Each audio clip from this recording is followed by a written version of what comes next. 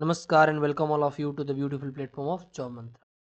Job Mantra के बेहतरीन platform पे आप सभी का स्वागत है। और आज के लेक्चर में हम लोग भारतीय संविधान के निर्माण के बारे में पढ़ेंगे कि आखिर हमारा संविधान बना कैसे। पर उससे पहले हमको ये जानना पड़ेगा कि ये संविधान वाला ट्रेंड लाया किसने, किस देश का ये कारनामा था कि चलो चलो संविधान बनाते हैं। और उससे भी पहले कि संविधान क्या है, तो हम संविधान को एक रूल बुक के तौर पे देख सकते हैं। रूल बुक के तौर पे देख सकते हैं जिस बुक के हिसाब से पूरी देश को चलाया जाता है। ठीक। और ये संविधान खुद का अपना एसेंस रखता है, इसकी खुद की आत्मा होती है। ऐसा लगता है कि संविधान कोई व्यक्ति है, उसका एक सोच है। और इस संविधान को सबसे पहले बनाने का कार्य यूएसए ने किया था। तो दुनिया भर में सबसे पहला सबसे पुराना संविधान किसका है, तो संविधान का शुरुआत सबसे पहले यूएसए ने किया था। संविधान का शुरुआत संविधान का शुरुआत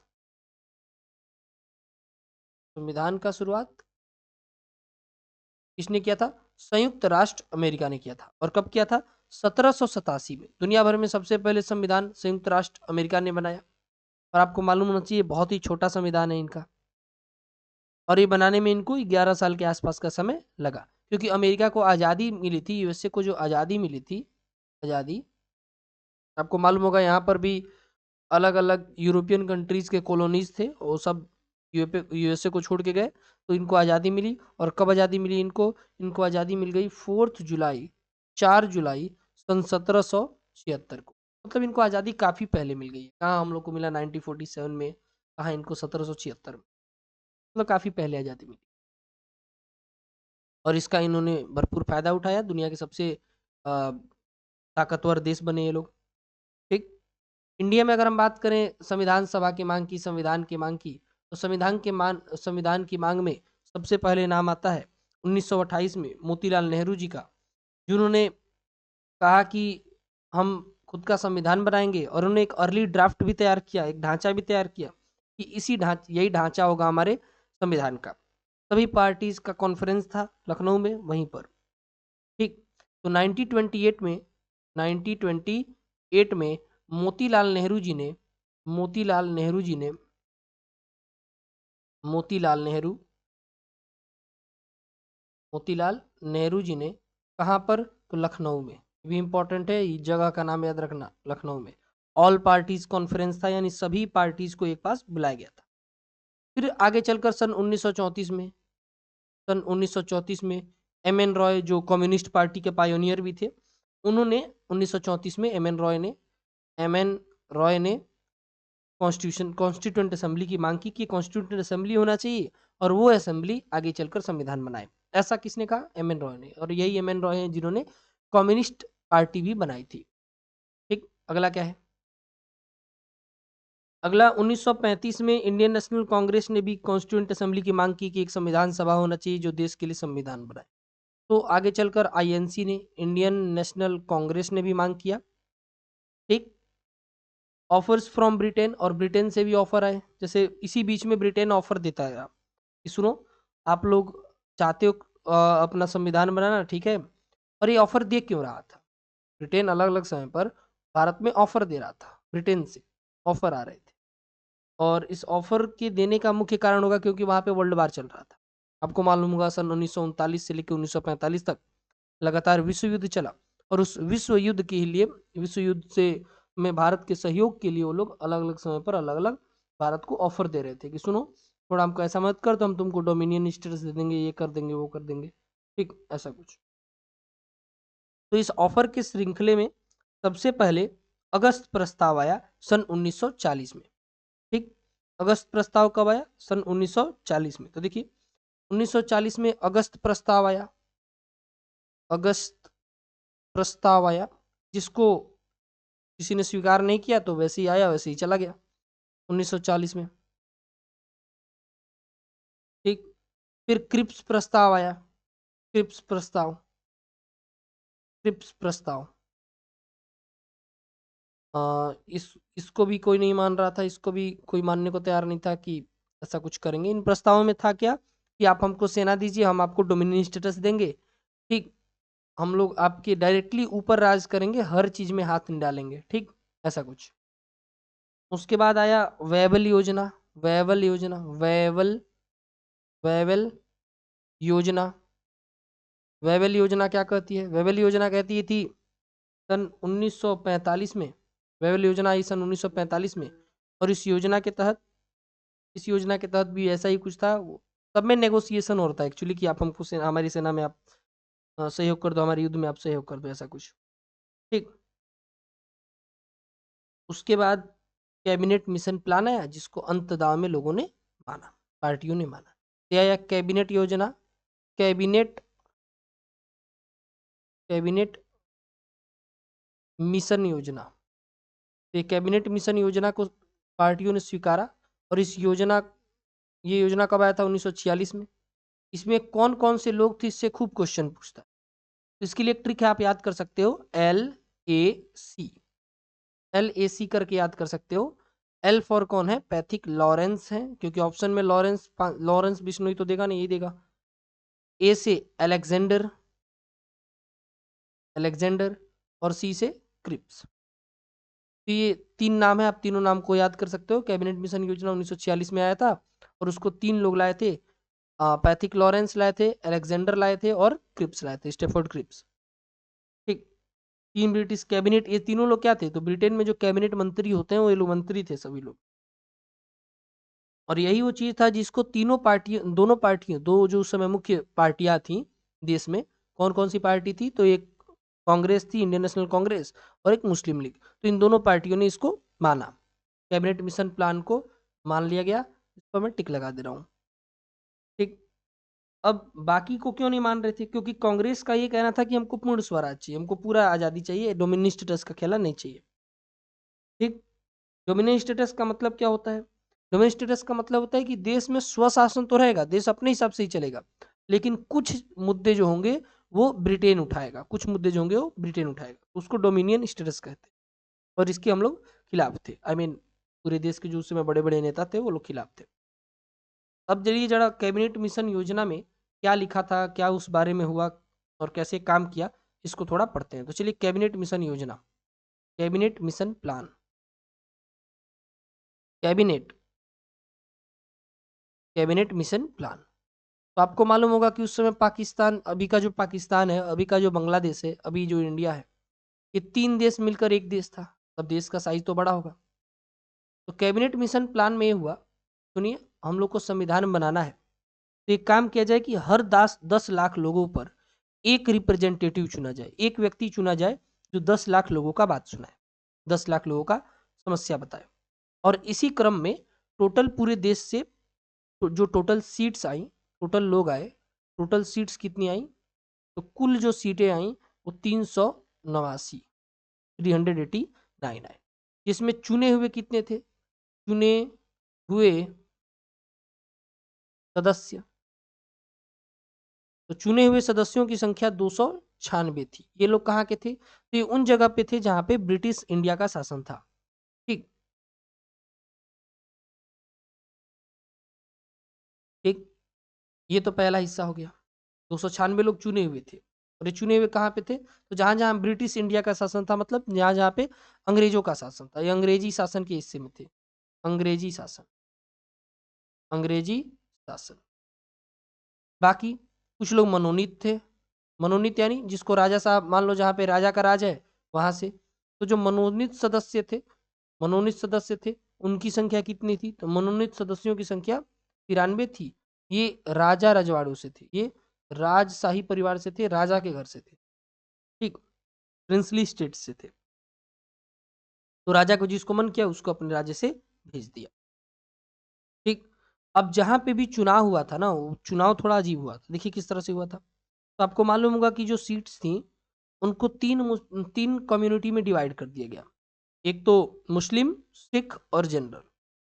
ठीक। तो सीटों को 3 हिसाब से दिया गया, उसमें मुस्लिम सिखों के लिए फिर रिजर्वेशन दिया गया होगा। एक सीट 1 मिलियन पॉपुलेशन को रिप्रेजेंट करता था, मैंने 10 लाख लोगों को रिप्रेजेंट करता था। जो इलेक्शन था वो भी हुआ, और कब हुआ? तो जुलाई और अगस्त में इलेक्शन हुआ। तो इसका चुनाव कब हुआ था, ये भी क्वेश्चन पूछता है। कैबिनेट मिशन प्लान जिस हिसाब से कॉन्स्टिट्यूंट असेंबली बना, जिसकी मदद से, उसमें चुनाव कब हुआ? तो उसमें चुनाव हुआ जुलाई अगस्त 1946। आपको लग रहा है 46? अभी इंडिया पाकिस्तान अलग अलग नहीं हुआ है, दोनों एक में ही है। इसीलिए टोटल सीट्स की संख्या कितनी है? 389। ठीक। फिर चुनाव का रिजल्ट क्या रहा? रिजल्ट क्या रहा, परिणाम क्या रहा? चुनाव चुनाव का परिणाम भी आया, और चुनाव में भारी मतों से हमारे प्रधान जी जीत गए। इंडियन नेशनल कांग्रेस में ने भारी मतों से जीत हासिल की। अभी वाला हालत नहीं था उस समय। मुस्लिम लीग की हम बात करें, मुस्लिम लीग की अगर हम बात करें तो इसको 73 सीट्स मिली, 73 सीट्स मिली। और जो ऐसे होते हैं बिना किसी पार्टी के, निर्दलीय जिनको कहते हैं, तो निर्दलीय लोगों ने 15 सीटें, 15 सीटें निर्दलीय लोगों ने जीती। ठीक। अब ये सब हो गया, अंतरिम सरकार भी बनाई गई उसके बाद कि सुनो देश को अब चलाना है तुम्ही लोग को, तो अब थोड़ा आदत डाल लो कि सरकार कैसे चलेगी। तो अंतरिम सरकार बनाई गई इस तरह से। तो देखिए, अंतरिम सरकार बनाएगी, सबको बड़े बड़े पद दिए गए, वरना लोग गुस्सा जाते। अंतरिम सरकार में पद किसको नहीं मिला और कौन इसमें हिस्सा नहीं लिया था, इन सभी चीजों में? तो महात्मा गांधी। ठीक। तो 2 सितंबर 1946 को अंतरिम सरकार का गठन किया गया। तो इसका गठन कब हुआ? इसका गठन हुआ 2 सितंबर 1946 को। 2 सितंबर 1946 को इनका गठन हुआ। देश में इस एग्जीक्यूटिव काउंसिल का मतलब जो पूरे देश था उस समय, मुख्य उसका किसको बना के रखा गया? तो मुख्य viceroy and governor general of India viscount Wavell और लॉर्ड माउंटबेटन। ठीक, दो लोग थे। मतलब वाइसरॉय कौन था? वाइसरॉय, तो वाइसरॉय बने थे उस समय वेबल थे। विस्काउंट वेबल, विस्काउंट वेबल कब तक रहे? तो फरवरी तक रहे, 1947 में फरवरी तक। उसके बाद ये चले गए। उसके बाद इनके बाद कौन बना? तो इनके बाद बने माउंटबेटन। लॉर्ड माउंटबेटन नाम सुना होगा आपने। तो माउंटबेटन को बनाया गया, और माउंटबेटन बने फरवरी 15 फरवरी 1947 से आगे। 15 फरवरी 1947 से आगे बने, फ्रॉम इसके बाद से बने। ठीक। कमांडर इन चीफ बनाया गया पूरे देश का, वन लग रहा है सेनापति जैसा कुछ पद बनाया गया होगा, उसको बनाया गया क्लाउड ऑकिलेंक को। इससे क्वेश्चन पूछेगा नहीं। क्वेश्चन कहाँ से पूछेगा, देखिए मुद्दे पे आते हैं हम। तो इस अंतरिम सरकार में उपराष्ट्रपति का पद किसको दिया गया? उपराष्ट्रपति। तो उपराष्ट्रपति का पद दिया गया जवाहरलाल नेहरू को। जवाहरलाल नेहरू जी को दिया गया उपराष्ट्रपति का पद। ठीक। होम अफेयर्स यानी गृह मंत्रालय किसको दिया गया? तो गृह मंत्री बनाए गए हमारे सरदार वल्लभ भाई पटेल जी को। ठीक। तो सरदार पटेल जी को गृह मंत्रालय दिया गया। सरदार पटेल, सरदार पटेल जी को, सरदार पटेल जी को गृह मंत्रालय दिया गया। ठीक। कृषि मंत्रालय किसको दिया गया? ये मान लीजिए पहला हो गया, ये दूसरा, इस तरह का। तीसरा मान लीजिए कृषि मंत्रालय। कृषि मंत्रालय दिया गया हमारे बिहार के लाल और देश के पहले राष्ट्रपति राजेंद्र प्रसाद जी को। राजेंद्र प्रसाद, राजेंद्र प्रसाद। ठीक। इसी तरह से कृषि मंत्रालय के बाद इसी तरह से डिफेंस किसको दिया गया? रक्षा मंत्रालय किसको पास था? तो रक्षा मंत्रालय बलदेव सिंह जी के पास था। बलदेव सिंह, बलदेव सिंह को रक्षा मंत्रालय दे दिया गया। ठीक। क्वेश्चन इससे पूछता है वित्त मंत्रालय किसको दिया गया? वित्त मंत्रालय, तो वित्त मंत्रालय दिया गया लियाकत अली खान को। लियाकत अली खान, लियाकत अली खान को। ठीक। हेल्थ मिनिस्टर यानी स्वास्थ्य मंत्री किसको बनाया गया? स्वास्थ्य मंत्री, तो इनको इसको स्वास्थ्य मंत्री बनाया गया गजनफर अली खान को। गजनफर, गजनफर अली खान को, गजनफर अली खान को क्या बनाया गया? स्वास्थ्य मंत्री बना। ठीक। श्रम मंत्रालय दिया गया, श्रम मंत्रालय किसको दिया गया? श्रम मंत्रालय दिया गया जगजीवन राम को, जगजीवन राम को, जगजीवन राम को श्रम मंत्रालय दिया गया जगजीवन राम को। ठीक। और शिक्षा मंत्रालय किसको दिया गया? शिक्षा मंत्रालय, तो आपको मालूम होगा ये देश के अंतिम गवर्नर जनरल थे, इनका नाम था सी राजगोपालचारी। तो राजगोपालचारी जी को, राजगोपालचारी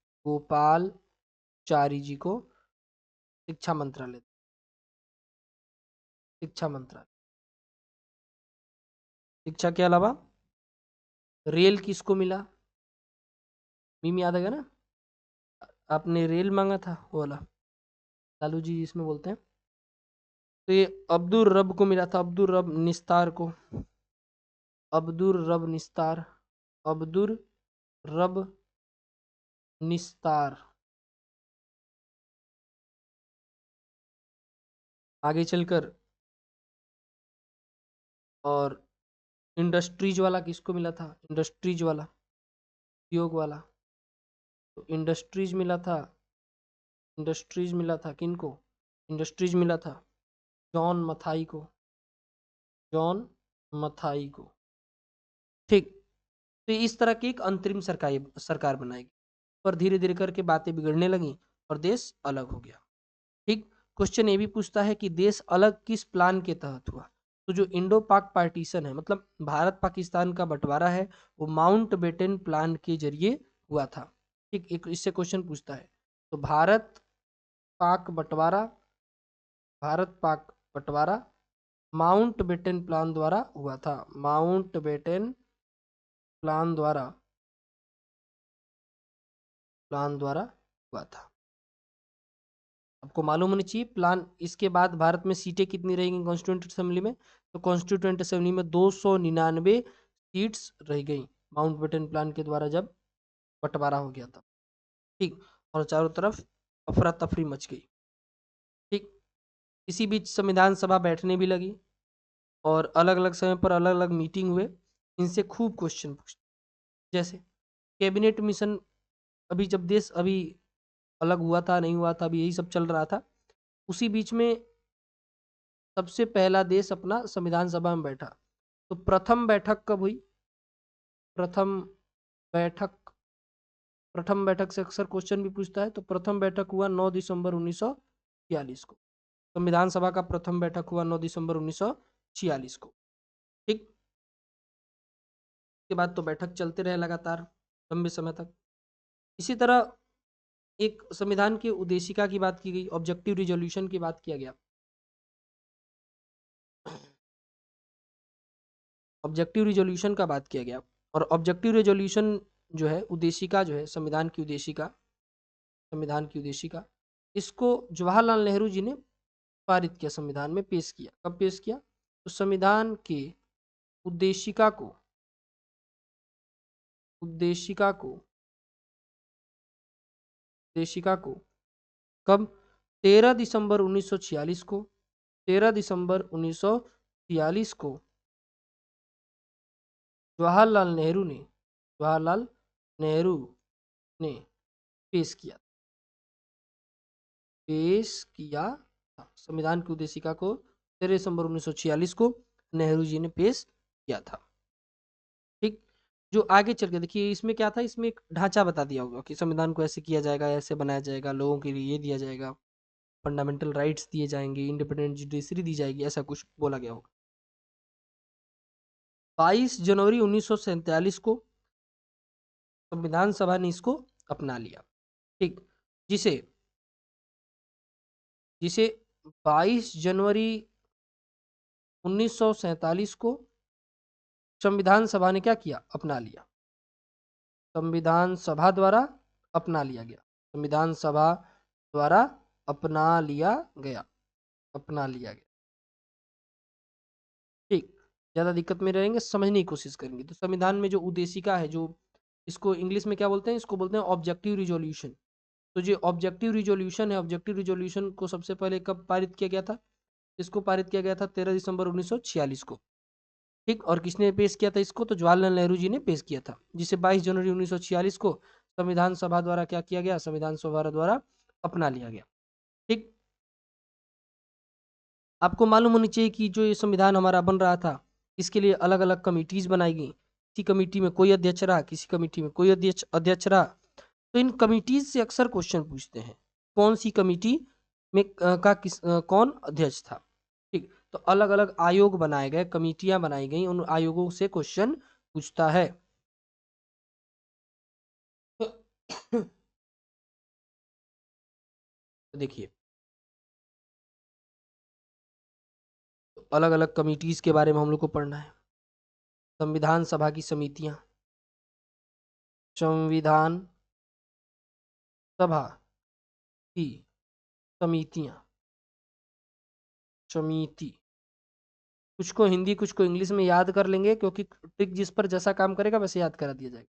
आप लोग का क्वेश्चन बीच में आ गया नहीं? ये आप लोग के लिए क्वेश्चन है, कितना बढ़िया बढ़िया।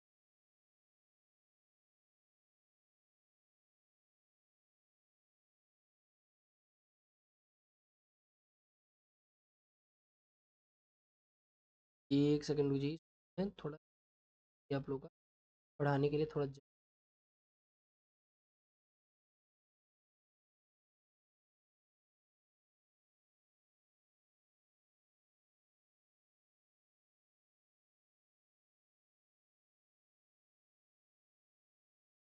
देखिए, संविधान सभा की समितियां, तो अलग अलग समिति बनाए गए। समितियों की संख्या कितनी थी? तो जो 8 थे वो मेजर थे, मुख्य 8 थे, और मुख्य यानी बड़े मेजर वाले 8 थे। 8 मेजर कमिटीज बनाई गई थी, और 13 जो थी वो माइनर थी। कैसी कमेटी थी? माइनर्स कमेटी थी। तो 8 मेजर और 13 माइनर कमेटियों को बनाया गया। मुख्य कमेटियों से अक्सर क्वेश्चन देखने को मिलते हैं। जैसे जितने कमेटी में यूनियन लिखा होगा, जितनी कमेटी में यूनियन लिखा होगा, संघ लिखा होगा, जैसे संघ जिस कमेटी में लिखा होगा, संघ शक्ति समिति, संघ शक्ति समिति। अच्छा, इन समितियों का काम क्या था? जैसे संघ शक्ति समिति बनी, तो इसका काम क्या होगा? इसका काम ये होगा कि पता लगाए भाई कि संघ को कितना शक्ति देना चाहिए, किस देश में कितना शक्ति दिया जाता है, उस आधार पे वो आकलन करना कि वहाँ की डेमोक्रेसी ठीक से चल पा रही है कि नहीं चल पा रही है। तो जिस भी कमिटी में के लास्ट में संघ है, वो किससे जुड़ा हुआ है? जवाहरलाल नेहरू से। जैसे संघ शक्ति समिति इन्हीं से जुड़ा हुआ है, संघ संविधान समिति इन्हीं से जुड़ा हुआ है। अगर एक और है स्टेट्स कमिटी, राज्य समिति, तो राज्य समिति भी किसका है? राज्य समिति भी इन्हीं का है। राज्य समिति भी किसका है? तो जवाहरलाल नेहरू जी का ही राज्य समिति है। इससे क्वेश्चन पूछते हैं तो आप इनको याद करते जाएंगे। ठीक, देखते हैं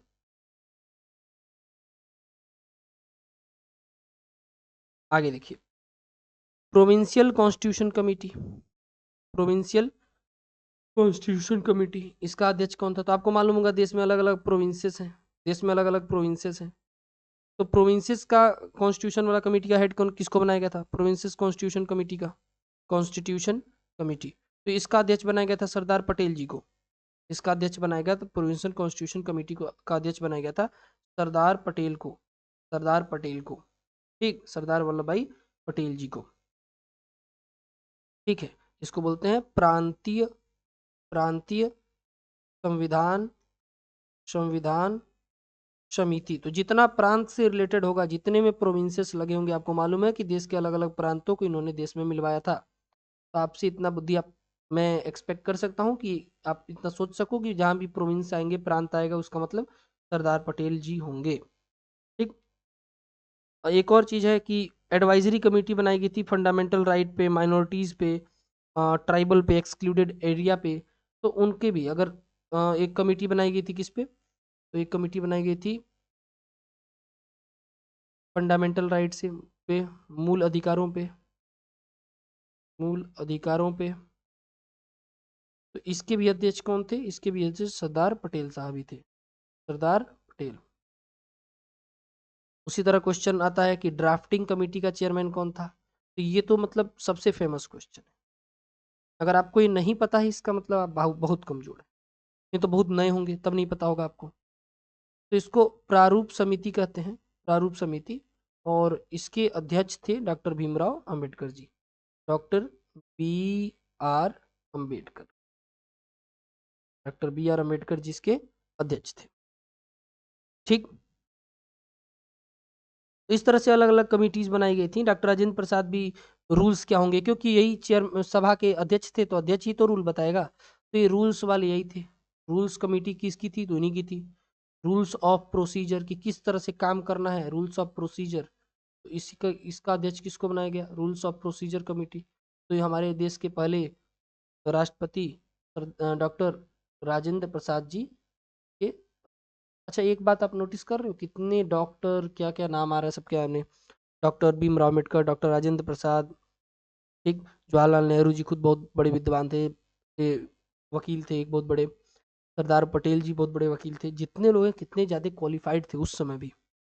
ठीक, rules of procedure committee doctor Rajendra Prasad ji, doctor Rajendra Prasad. उसी तरह स्टीयरिंग कमेटी के अध्यक्ष किसको बनाया गया था? स्टीयरिंग कमेटी का, तो आप एक ट्रिक के तौर पे याद कर सकते हो कि मान लो कोई गाड़ी है, तो गाड़ी का स्टीयरिंग कौन लेगा? जो भाई सबसे बड़ा होगा, मुखिया होगा। और संविधान सभा के मुखिया कौन थे? तो राजेंद्र प्रसाद जी थे। तो स्टीयरिंग कमेटी का अध्यक्ष कौन होगा?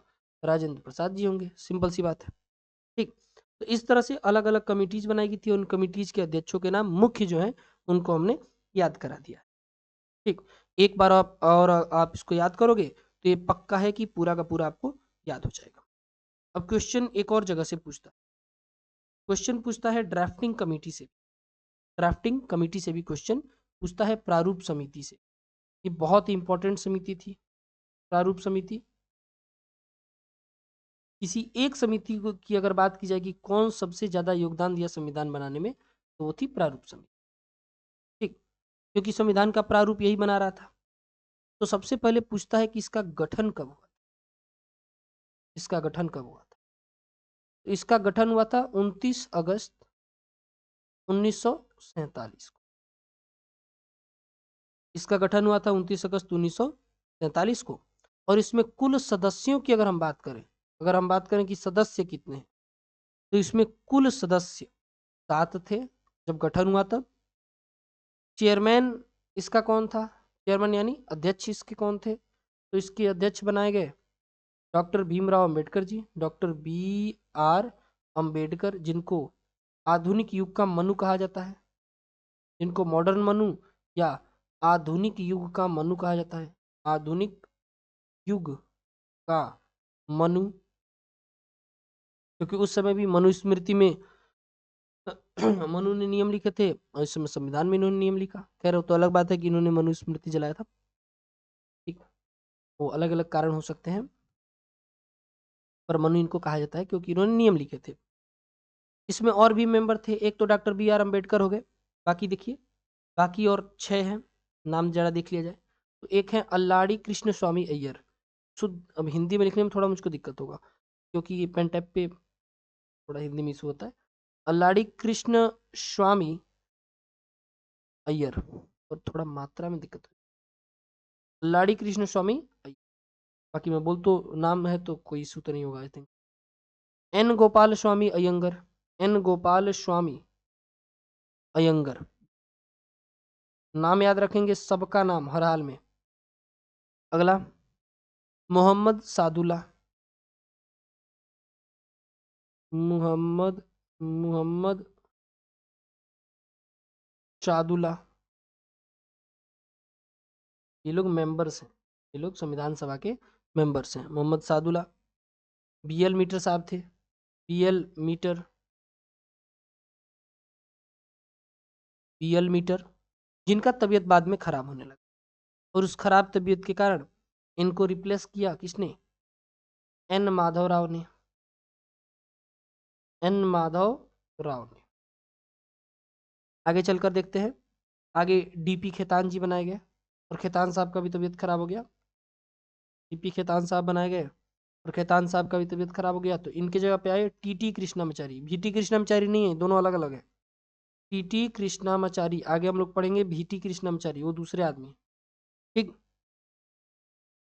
और के एम मुंशी साहब, इनको भी पॉलिटी में हम लोग को आगे कई बार पढ़ना है, के एम मुंशी। तो ये सभी लोगों ये सभी लोग मेंबर्स थे। तो टोटल मेंबर्स की संख्या 7 थी, लेकिन हो कितनी गई, 2 लोग और बढ़ गए, तो टोटल मेंबर अगर टोटल हो के इतने गए तो 9 हो गए। क्यों? क्योंकि 2 लोग बीच में से हट गए थे। ठीक। तो ये तो हमारा ड्राफ्टिंग कमेटी हो गया, और ड्राफ्टिंग कमेटी अपना अलग-अलग समय पे अलग-अलग ड्राफ्ट दिया। जैसे ड्राफ्टिंग कमेटी अपना फर्स्ट ड्राफ्ट कब दिया था? तो अपना पहला ड्राफ्ट दिया था 21 फरवरी 1948। प्रारूप समिति ने अपना पहला प्रारूप 21 फरवरी 1948 को दिया। ठीक। फिर आगे चलकर इन्होंने अपना अंतिम प्रारूप कब दिया? लास्ट। तो लास्ट यानी अंतिम प्रारूप अपना दिया 4 नवंबर 1900 4 नवंबर 1948। उसके बाद रीडिंग हुई, पेज बाई पेज रीडिंग चल रही थी। उसमें जिसको जो दिक्कत लग रहा था कि नहीं नहीं ऐसा नहीं होना चाहिए, वैसा होना चाहिए, इसकी बातें होने लगी। और फिर लास्ट तक आते आते तय हुआ कि भाई कहाँ क्या दिक्कत है और क्या नहीं है, और अंत में 26 नवंबर 1949 को सर्वसहमति के साथ इसको साइन किया गया। एक फैक्ट मुझसे छूट रहा था, ऐसा जनरली होता तो नहीं है पर छूट रहा था, कि 9 दिसंबर 1946 को टोटल मेंबर्स आए कितने थे, टोटल सदस्यों की संख्या कितनी थी? अभी मैं वो देखा हूँ तो याद है। तो टोटल सदस्यों की संख्या 211 थी।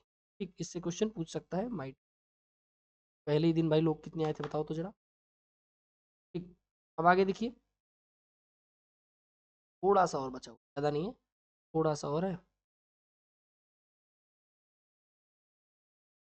जज नहीं हुआ सही।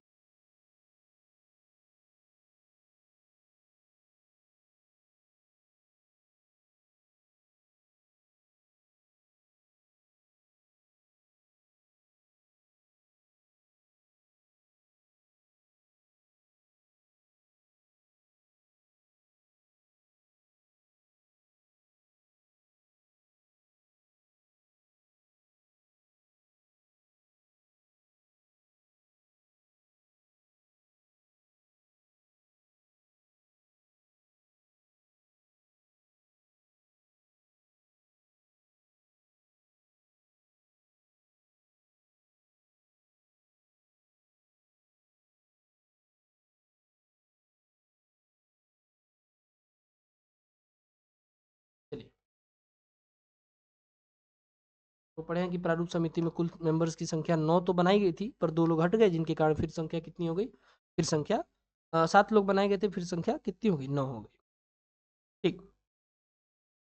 अलग अलग सेशंस बहुत इंपॉर्टेंट है। सबसे पहले कि संविधान में कुल कितने सत्र हुए, कितने सेशंस हुए? तो कुल सत्रों की संख्या कितनी थी?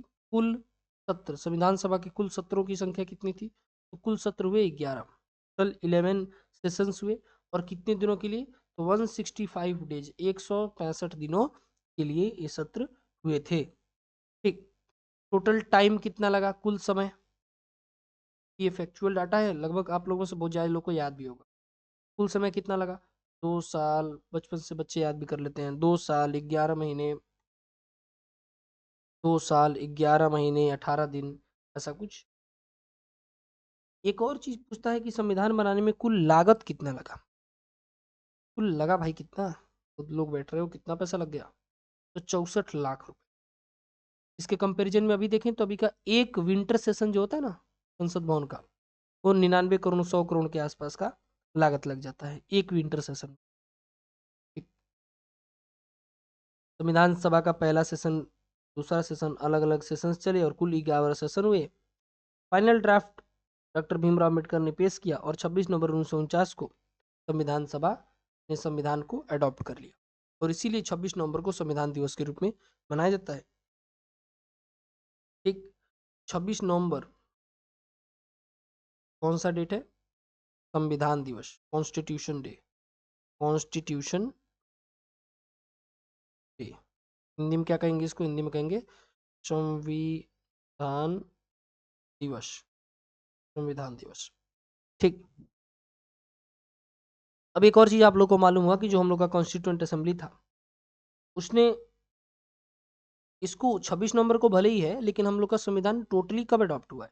टोटली अडॉप्ट हुआ है 26 जनवरी को। ऐसा क्यों भाई, ऐसा क्यों? तो ऐसा है कि कांग्रेस का कारनामा, कांग्रेस ने उस समय पूर्ण स्वराज की घोषणा की थी, जब अभी देश आज़ाद नहीं हुआ था 1930 में। तो सन 1930 में, सन 1930 में इंडियन नेशनल कांग्रेस ने सन 1930 में इंडियन नेशनल कांग्रेस ने लाहौर सेशन में लाहौर लाहौर में पूर्ण स्वराज की घोषणा की थी। पूर्ण स्वराज स्वराज की घोषणा 26 जनवरी को ही की थी। 26 जनवरी को को ही इसीलिए इसी कार्य के लिए इसीलिए इसीलिए क्या किया जाता है, इसीलिए 26 जनवरी को ही गणतंत्र दिवस के रूप में देखा गया। गणतंत्र दिवस के रूप में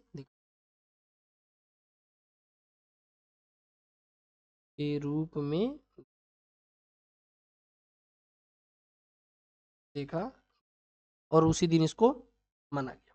ठीक, अब हमारा संविधान बन के तैयार हुआ। संविधान जब बना तो ओरिजिनली वो कैसा था, तो हमारे अगर हम संविधान की बात करें, संविधान हमारा ताजा ताजा बना हुआ है, तो क्या था उसमें, कितने अनुच्छेद थे, कितनी अनुसूचियां थी, कितने भाग थे, तो जरा देखिए।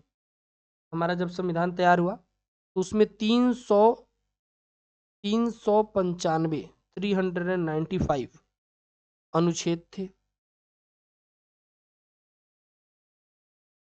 थे जिसको आर्टिकल्स आप लोग कहते हो, ये आर्टिकल्स ही कहते हैं।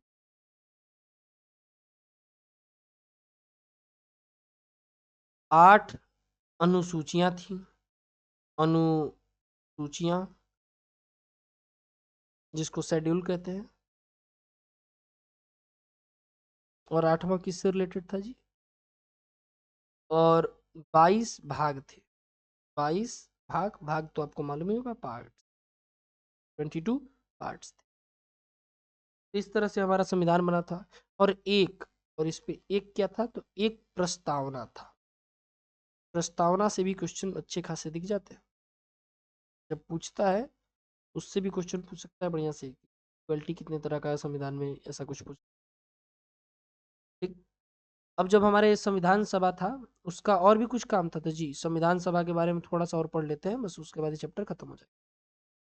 संविधान सभा, जब संविधान सभा 9 दिसंबर 1946 को बैठा, 9 दिसंबर 1946 को, तो कोई था नहीं भाई किसको अध्यक्ष बनाए। तो जल्दी जल्दी में अध्यक्ष बनाया गया, टेम्पोररी बेसिस पर अस्थायी अध्यक्ष बनाया गया। अस्थायी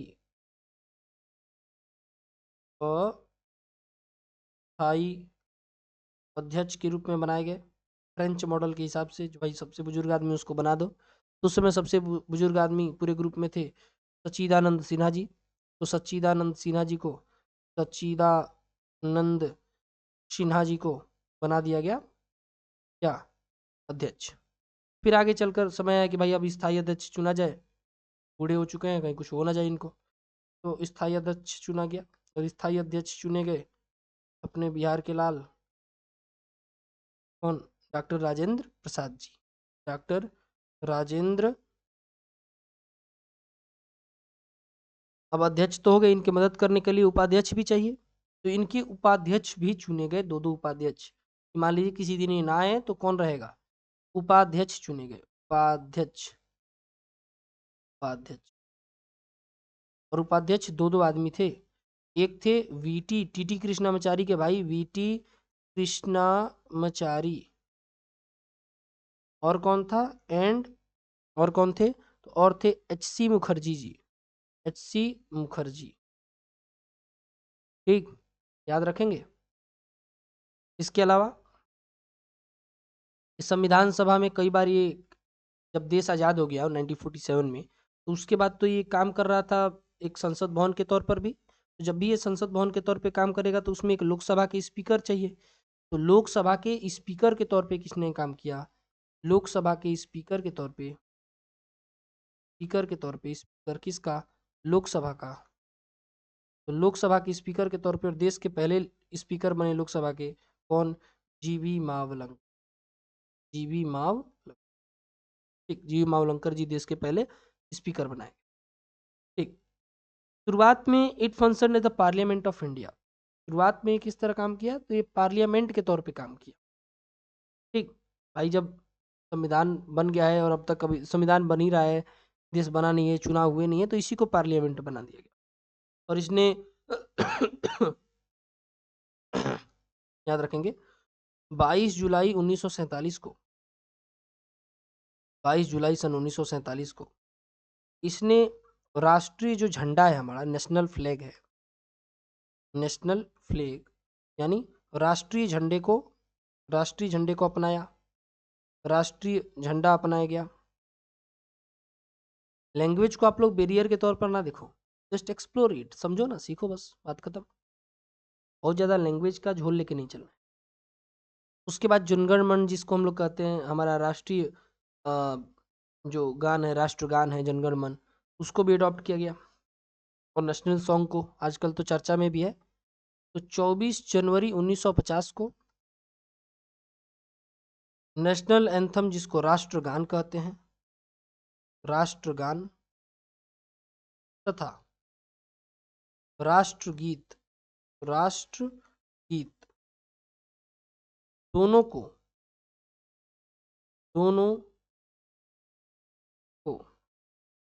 एडॉप्ट कर लिया गया। ठीक, दोनों को ले लिया गया 24 जनवरी 1950 को। ठीक, आगे चलकर अलग अलग चीजें भी हुई। और 26 जनवरी 1950 को डॉक्टर राजेंद्र प्रसाद जी को देश का पहला राष्ट्रपति के तौर पे चुना गया। क्या हुआ यार?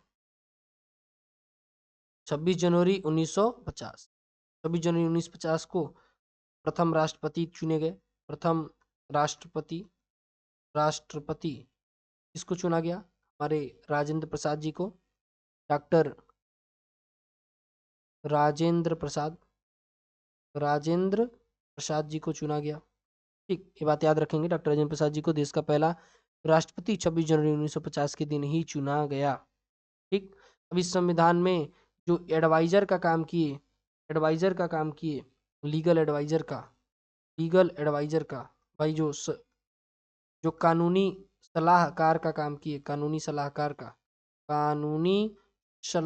का काम किए, वो कौन थे? कानूनी सलाहकार थे बी एन राव। ऐसे क्वेश्चन भी पूछते हैं कि कानूनी सलाहकार किसको बनाया गया था? कानूनी सलाहकार बनाया गया था बी एन राव जी को। ठीक ठीक है।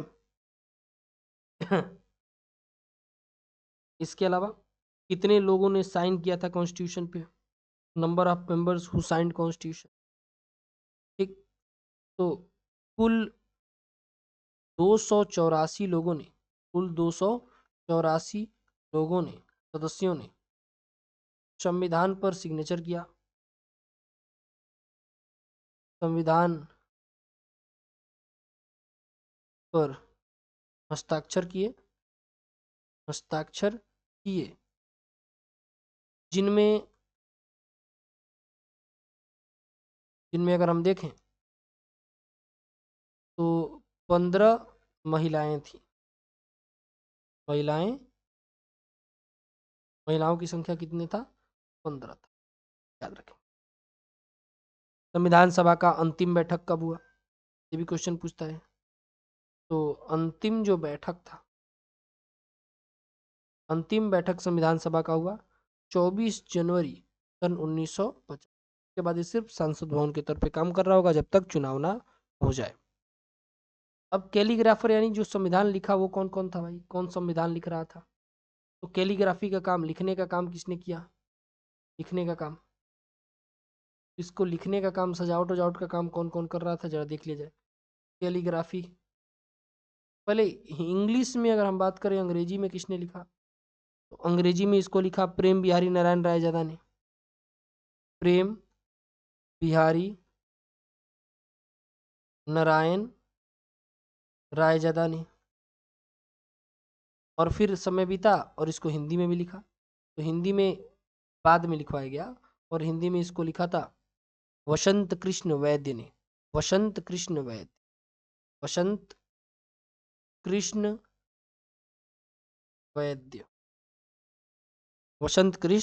वैद्य। फिर इसको सजावट का काम लोगों ने किया, अलग अलग लोगों ने अलग अलग समय पे सजावट का काम किया। और हम बात करेंगे सजावट वालों का, डाउट वालों का, तो 2 लोगों ने इसमें हाथ डाला था। एक थे नंदलाल बोस, नंदलाल बोस, नंदलाल बोस, और दूसरे थे बेवहर राम मनोहर सिन्हा, बेवहर राम मनोहर सिन्हा, राम मनोहर सिन्हा। ठीक। सचिव किसको बनाया गया था संविधान सभा का? संविधान सभा का सचिव किसको बनाया गया था? ये मैं क्या कर रहा हूँ, बताओ। सचिव किसको बनाया गया था? सचिव किसका सचिव? संविधान सभा का। संविधान सभा का सेक्रेटरी कौन था? सचिव कौन था? संविधान सभा का सचिव बनाया गया था एच.बी. अयंगर को, एच.बी. अयंगर को। ठीक। अब हम बात करें इंडिया कॉन्स्टिट्यूशन, अगर देखें हम लोग, तो ये दुनिया का सबसे बड़ा कॉन्स्टिट्यूशन है, लार्जेस्ट रिटन कॉन्स्टिट्यूशन, दुनिया का सबसे बड़ा लिखित संविधान, दुनिया का सबसे बड़ा लिखित संविधान, सबसे बड़ा लिखित संविधान किस देश के पास है? लिखित संविधान किस देश के पास है? तो हमारे पास ही है, इंडिया के पास है। फिर सबसे छोटा संविधान किसका है? दुनिया का सबसे बड़ा की जगह पे छोटा लिखित संविधान, तो यह है यूएसए के पास। ठीक। संविधान में भाषा, किस भाषा का उपयोग में ये लिखा गया था पहले ओरिजिनली? तो ओरिजिनली ये लिखा गया था अंग्रेजी में। ठीक है।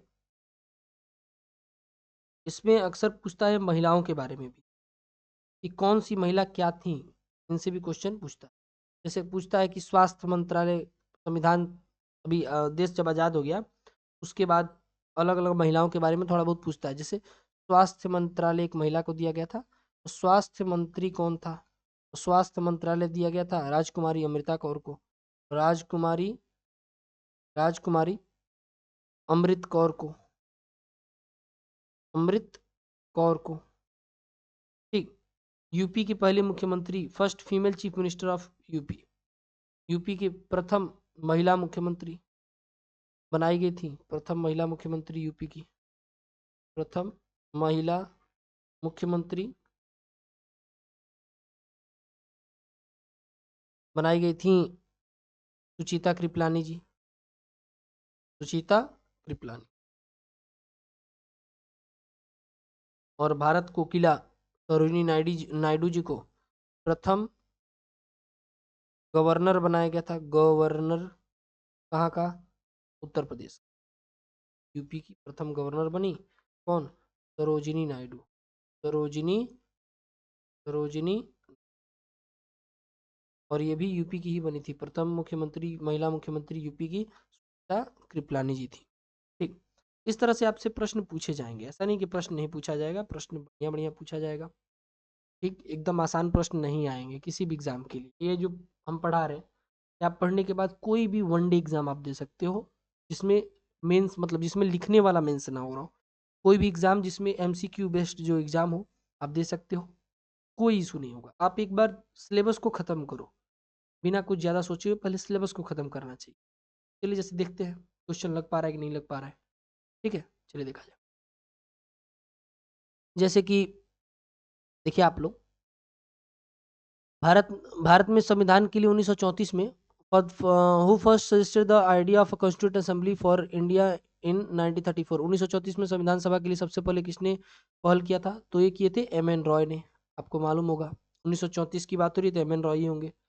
किस प्लान के तहत संविधान सभा का गठन हुआ? तो आपको मालूम होगा कैबिनेट मिशन प्लान के तहत, उसी में जिसमें एल, ए और सी आए थे लोग। ठीक। Total member of constituent assembly partition से पहले कितना था? तो 389 था, जो आगे चल के 299 हो गया। ठीक। इस तरह क्वेश्चंस पूछे जाते हैं एग्जाम में। ठीक। ये सभी PYQs हैं जो अलग अलग एग्जामों में है। इसको मैंने छाटा है और फिर लिख के इसको टेक्स्ट से मैंने बाइलिंगुअल में चेंज किया, और थोड़ा हिंदी का अजीब हो गया, नहीं चेंज किया हूँ जब इससे AI से, तो उसका हिंदी थोड़ा गड़बड़ हो गया। खैर ठीक ठाक है, समझने भर तो है ही। संविधान सभा की पहली बैठक किस तिथि को हुई थी? तो आपको मालूम होगा 9 दिसंबर 1946 को हुई थी। संविधान सभा के अस्थायी अध्यक्ष के रूप में किसको चुना गया था? तो अभी मैंने बताया डॉक्टर सच्चिदानंद सिन्हा जी को चुना। ठीक। Who was elected the permanent president of constituent assembly on 11 दिसंबर 1946 को किसको परमानेंट प्रेसिडेंट के तौर पे चुना गया था? तो आपको मालूम होगा कि डॉक्टर राजेंद्र प्रसाद जी को परमानेंट प्रेसिडेंट के तौर पर चुना गया था। Who was appointed as the constitutional adviser, और कॉन्स्टिट्यूशनल एडवाइजर के तौर पे किसको चुना गया था? तो BN राव को चुना गया। ऑब्जेक्टिव रिजोल्यूशन 13 दिसंबर 1946 को कौन लाया था? जवाहरलाल नेहरू जी लाए थे, जो आगे चलकर 22 जनवरी 1947 को संविधान सभा ने अपना लिया। ऑब्जेक्टिव रिजोल्यूशन से ही आगे चलकर एक चीज बना जिसको हम लोग आज के डेट में प्रियम्बल या प्रस्तावना कहते हैं। प्रियम्बल या प्रस्तावना जो भी है वो ऑब्जेक्टिव रिजोल्यूशन का ही देन है। Who was the chairman of the union power? अब मैं बोला था जहां भी यूनियन दिखे वहां आंख बंद करके जवाहरलाल नेहरू लगाएंगे, और जहां भी प्रोविंशियल दिखे, जहां भी प्रोविंशियल दिख जाए वहां पे क्या लगाएंगे? सरदार वल्लभ भाई पटेल लगाएंगे। ड्राफ्टिंग कमेटी को क्या क्वेश्चन पूछ रहा है? क्वेश्चन पूछ रहा है when was the drafting committee of the Indian constitution setup? Drafting committee कब बैठाई गई थी? तो ड्राफ्टिंग कमेटी आपको मालूम है 29 अगस्त 1947 को बैठाई गई थी। ठीक, आगे देखते हैं। हाउ मेनी ड्राफ्टिंग कमेटी में चेयरमैन को मिला के कितने मेंबर थे? एक्चुअली मेंबर तो होने चाहिए थे 7, लेकिन 2 लोग आज चले गए तो कितने हो गए? 9। ठीक, खैर 7 9 दोनों ऑप्शन में एक साथ एग्जाम में देना बहुत रेयर बात होगा। चेयरमैन किसको बनाया गया था ड्राफ्टिंग कमेटी का? तो डॉक्टर भीमराव अंबेडकर जी को बनाया गया था। ठीक, कॉन्स्टिट्यूंट असेंबली ने कितना समय लिया था कॉन्स्टिट्यूशन को बनाने में? तो आपको मालूम होगा 2 साल 11 महीने 18 दिन, पहला ही ऑप्शन सही है। नेशनल फ्लैग वाली बात आप बताओ, नेशनल फ्लैग को कब बनाया गया था? ये मैंने कुछ ही सेकंड पहले अभी ये मैंने आप लोगों को पढ़ाया कि नेशनल फ्लैग को भारत के संविधान में कब मंजूरी मिली थी। ठीक, थोड़ा आप लोग दिमाग पे जोर डालोगे तभी याद आएगा। सोचो इस नेशनल फ्लैग को कॉन्स्टिट्यूंट असेंबली में कब जोड़ा गया? ठीक, 22 जुलाई 1947 को। ठीक, कॉन्स्टिट्यूंट असेंबली ने on which date the constitution of India adopted by? Constituent assembly ने कॉन्स्टिट्यूशन ऑफ इंडिया को कब अडॉप्ट किया? तो 24 नवंबर 1949 को, इसीलिए इस दिन संविधान दिवस मनाया जाता है। थोड़ा थोड़ा डेट्स को आप लोग सही से याद रखना। जैसे संविधान में कितनी, ओरिजिनल कॉन्स्टिट्यूशन में कितनी अनुसूचियां हैं याद करो, ये मैंने बताया था। कुल कितनी है उस समय जब संविधान बना है? 8 है। इस समय कितना है? 12 है। ठीक, संविधान को अपने हाथों से किसने लिखा था? तो प्रेम बिहारी नारायण रायजादा ने लिखा। और सब ऑफिशियली कब लागू हो गया? तो भाई लागू तो 26 जनवरी 1950 को तो लागू हुआ ही, उससे पहले 26 नवंबर 1949 को लागू हो गया था। तो ये आप लोग ऑप्शन नंबर ए सही होगा। और 1950 में तो ये देश गणतंत्र हो गया, तो सभी चीज़ें लागू हो गई। इससे पहले कुछ ही प्रावधान लागू थे, जैसे नागरिकता वगैरह के प्रावधान लागू थे। ये जो पॉलिटी का आप लोग लेक्चर देख रहे हो, जो पॉलिटी का लेक्चर है, ये आप लोग को हर एक एग्जाम के लिए, और ऑल गवर्नमेंट एग्जाम्स, जो भी गवर्नमेंट एग्जाम आपको देना हो, ये PYQs के बेसिस पर है। हर लेक्चर में इसी तरह से क्वेश्चन कराए जाएंगे। और कोई भी एग्जाम जिसमें आप MCQ बेस्ड हो, कोई भी एग्जाम जो MCQ बेस्ड हो, आप इसको पढ़ने के बाद दे सकते हो। इवन आप ये जो टॉपिक में पढ़ा है उसके बाद जाके आप कहीं क्वेश्चन ला के देख लो। देखो, अगर आपके 85-90% अगर नहीं आए तो फिर बोलना, आराम से आएंगे। ठीक, तो बेहतर ढंग से तैयारी करिए, ये पॉलिटी का सीरीज भी पूरा कराया जाएगा। तब तक के लिए धन्यवाद। पढ़ाई पर ध्यान बनाए रखिए।